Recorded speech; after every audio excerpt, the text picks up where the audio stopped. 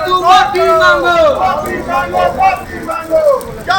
बिहार हो बर्बाद, बीजेपी सरकार हो बर्बाद, माफी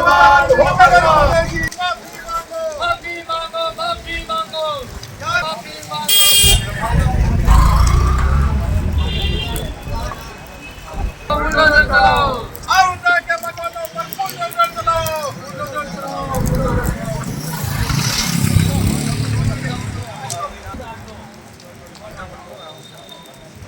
हो बर्बाद, बीजेपी राज हो बर्बाद, बीजेपी राज हो बर्बाद, औजा तू माफी मांगो, औजा तू माफी मांगो, बिहार हो बर्बाद, बीजेपी सरकार हो बर्बाद, बाबा साहेब अमर रहे, बाबा साहेब अमर रहे। राजस्थान विधानसभा के प्रतिपक्ष नेता टिक्काराम जी जूली अलवर के एक राम मंदिर में गए थे पूजा दर्शन करने के लिए। तो 7 तारीख को बीजेपी के पूर्व विधायक ज्ञानदेव आहूजा, जिसकी संकीर्ण मानसिकता है, उसने ये बोला है कि ये जो दलित है टिक्काराम जूली, इसके मंदिर में आने से, प्रवेश करने से, पूजा पाठ करने से मंदिर अपवित्र हुआ है, तो हम इसको गंगा जल छिड़कर शुद्ध कर रहे हैं।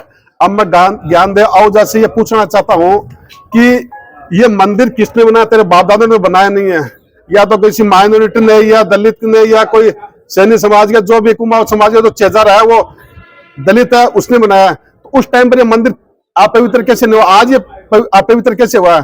तो हम ये ज्ञानदेव आहूजा से, सरकार से अपील करते हैं और आज माननीय उपखंड अधिकारी को राज्यपाल महोदय के नाम ज्ञापन दिया है। उसमें हमारी मुख्य मांग यह है कि संपूर्ण राजस्थान से ये ज्ञानदेव आहूजा ये माफी मांगे, वरना इसका जगह जगह काला मुख जहां भी दिखेगा इसका काला मुख करेंगे और इसको गधे पर बिठाने की पूरी कोशिश करेंगे, क्योंकि इसके बयान से संपूर्ण राजस्थान के जो भी माइनॉरिटी दलित है उनकी भावना को, करोड़ों लोगों की भावना आहत हुई है।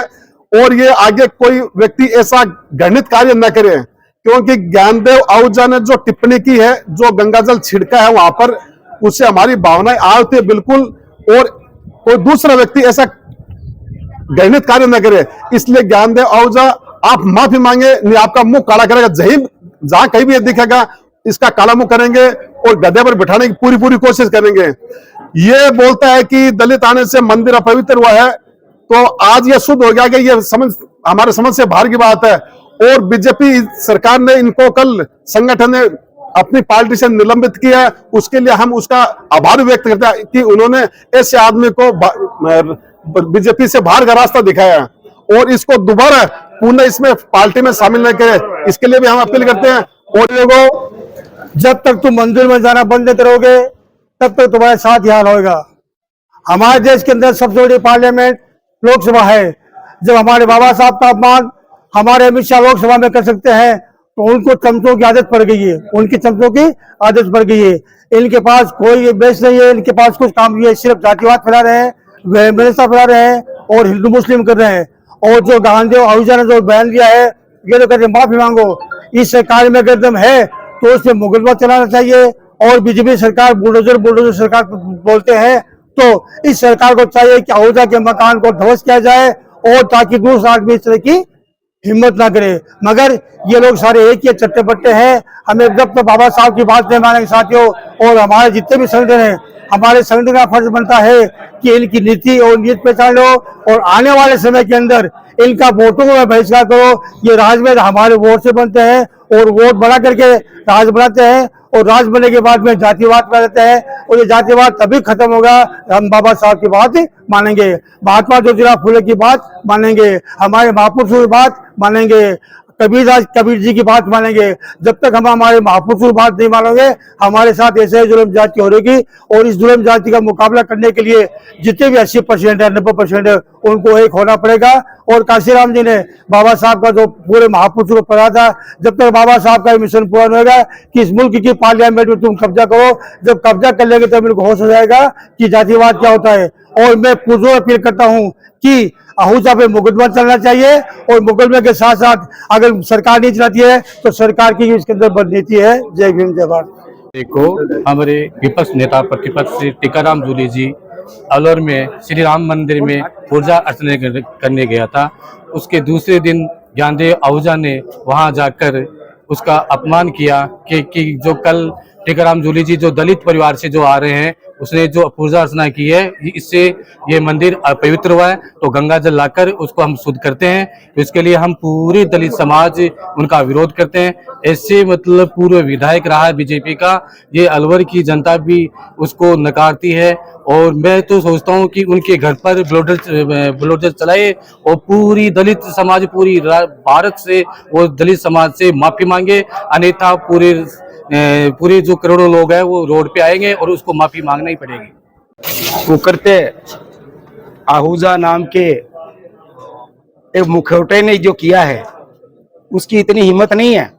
ये एक मानसिकता है जो देश में चलाई जा रही है, दलित विरोधी मानसिकता, जो दलितों को रौंद कर एक वर्ग विशेष को सत्तासीन बनाए रखने के लिए, दलितों में जो जागरूकता है उसको टेस्ट करने के लिए पहले बड़े बड़े नेता, इनके बड़े बड़े विचारक आरक्षण हटाने का मुहिम चला रहे थे।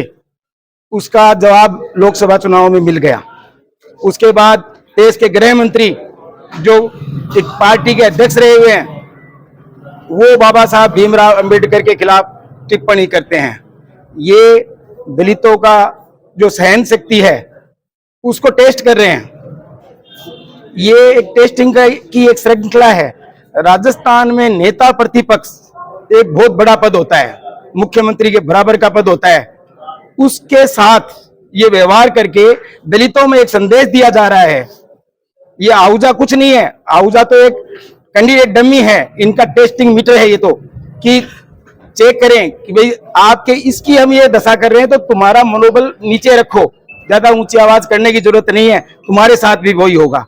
मंदिर में कोई भी हिंदू जा सकता है। जब ये नारा लगाते हैं कि सब हिंदू एक है, सब बराबर हैं, तो चाहे वो दलित है, चाहे किसी भी कास्ट का है, जो हिंदू है, भगवान राम में आस्था रखता है, यदि कोई मुसलमान भी आस्था रखता है तो मंदिर में जाता है तो उसका एतराज नहीं होना चाहिए। एक दलित समाज के इतने बड़े पद पे आसीन व्यक्ति के साथ ये जो करते किया गया है, मंदिर को वो स्वच्छ करने के लिए गंगा जल डाला गया है, जिसने डाला वो तो है क्या स्वच्छ, वो तो पात्र है क्या वो मंदिर में जाने के लिए? उसके कर्तव्य को देखो कि भगवान राम के आदर्शों को वो मानता है कि नहीं मानता है। खाली नेतागिरी करने के लिए और दलितों को ये बताने के लिए, एक संदेश देने के लिए कि तुम्हारी स्थिति क्या है हमारे राज्य में, ये इसके लिए किया हुआ है और इसका हम विरोध करते हैं। ऐसे लोगों का, ऐसी मानसिकता का सबको बहिष्कार करना चाहिए, जिससे समाज में विमनस्यता न फैले। साहब अम्बेडकर ने हमें अधिकार दिए थे, समानता का अधिकार दिया था, जातिवाद मिटाने का अधिकार दिया था।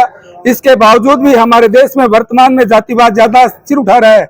अगर भारत को अखंड रखना है, भारत को समानता विश्व स्तर पर पहुंचाना है, तो हमें अधिकार देने पड़ेंगे, जातिवाद खत्म करना पड़ेगा। उद्योग धंधों में, कल कारखानों में हमें भी भागीदारी देनी पड़ेगी, तभी ये देश अखंड भारत रह सकता है, वरना आगे जाकर इस भारत को बड़े दुर्दिन देखने पड़ सकते हैं। इसलिए मेरा सभी से निवेदन है कि जातिवाद को समाप्त करे और सबको समानता का अधिकार दे। ये कितनी ऊंची मानसिकता का परिचय दिया है कि एक एमएलए का मंदिर में प्रवेश करने पर हमारे लोगों की ये हालत है, तो एक नॉर्मल व्यक्ति के जीवन में कितनी बुरी हालत होगी। तो इसके खिलाफ सख्त से सख्त कार्रवाई करनी चाहिए सरकार को भी, ठीक है, और वरना हम लोगों को फिर सड़कों पे उतरना पड़ेगा। को फांसी दो, फांसी दो, फांसी दो, आहूजा को फांसी दो, फांसी दो, फांसी दो। होश में आओ, होश में आओ, होश में आओ।